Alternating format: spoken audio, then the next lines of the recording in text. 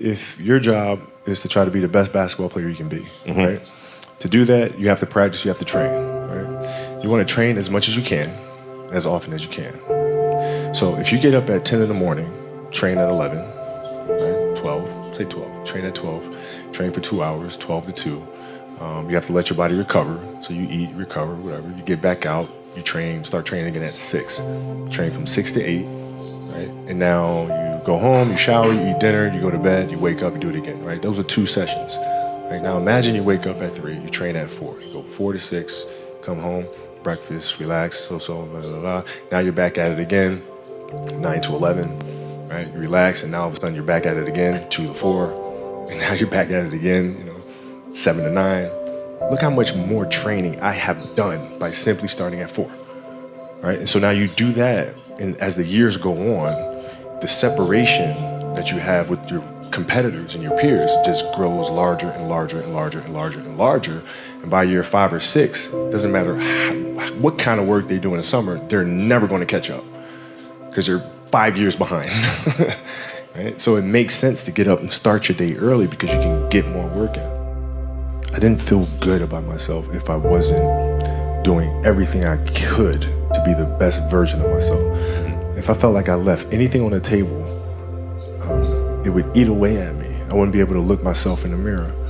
Right? So the reason why I can retire now and be completely comfortable about it because I know that I've done everything I could to be the best basketball player I could be. And so that's where it comes from for me. You can't leave any stone unturned.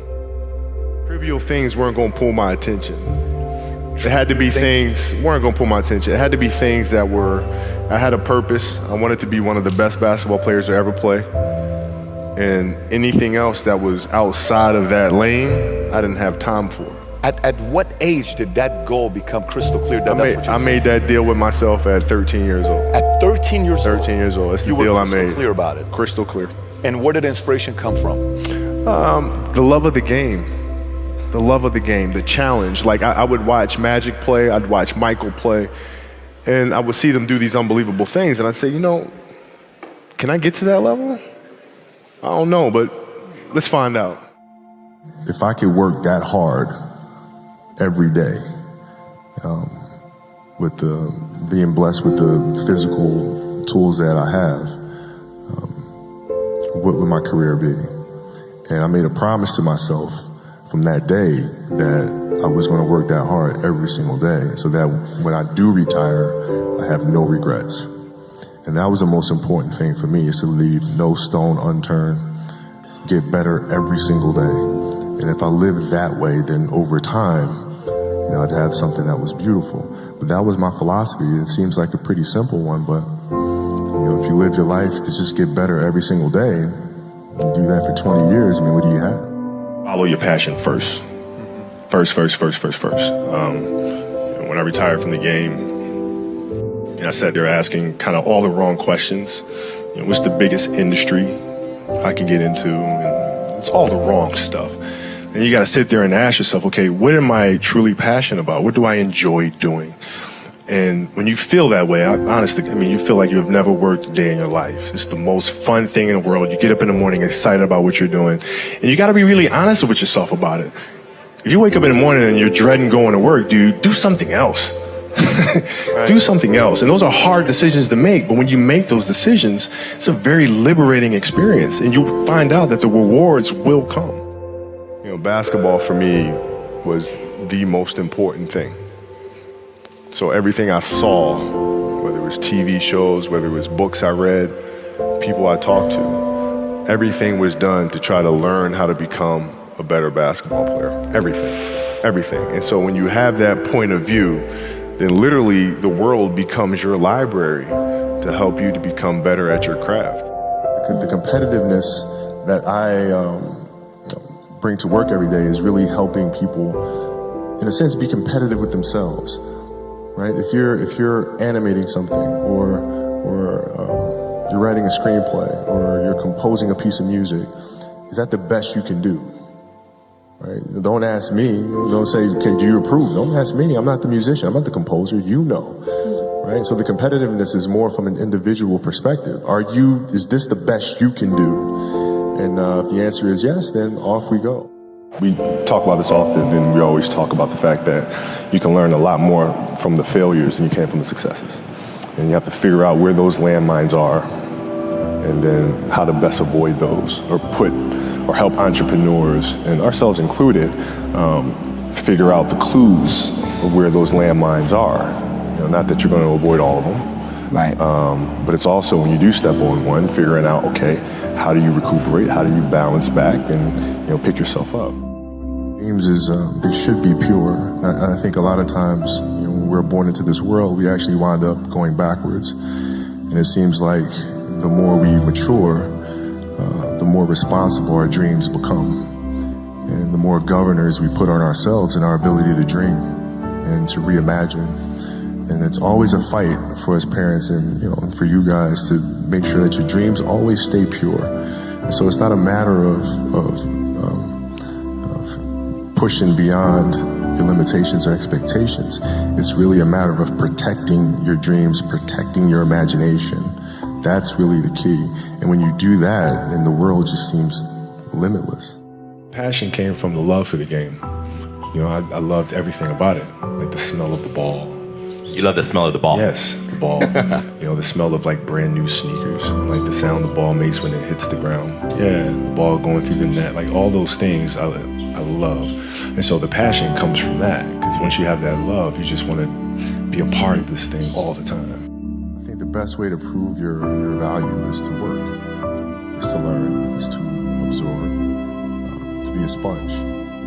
But you always want to outwork your potential.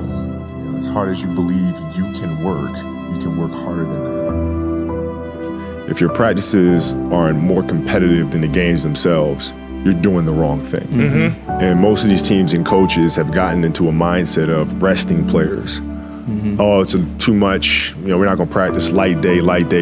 Phil never gave us a light day. Mm-hmm. There's no days off. You show up and you work. You practice. Yeah. And practices are going to be worse. They're going to be more physical. There's going to be more trash talking, and I'm going to let you know, right? Yeah. If you didn't show up today, I'm going to let you know. Yeah. And it's going to be embarrassing, and you're going to hate it. But when Game 7 rolls around, the NBA Finals, you will be prepared. Rolled my ankle really, really bad. I came back, finished the series, but I couldn't touch a basketball until mid-September, which was driving me crazy because I couldn't train. Mm-hmm. But I looked at, this was like the 10th time I rolled my ankle in one season. So I'm looking at that and I'm saying, okay, I got to address that. And so being that I couldn't get on the basketball court, what I did was I took tap dancing lessons. Okay. No kidding. I took tap, and tap was like the best training for me in the world because it strengthened my feet, it changed my rhythm and my approach to the game. I was able to change speeds when I came back the following season. I think dancers put way more strain on their body than athletes do.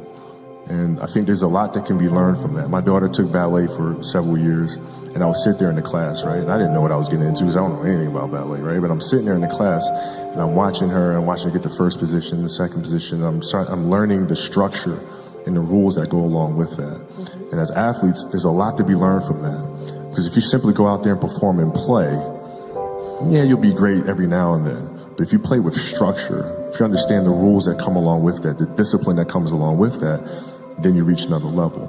But you guys have my respect. If other people don't see that, they're idiots. At 13 years old, I had a kill list.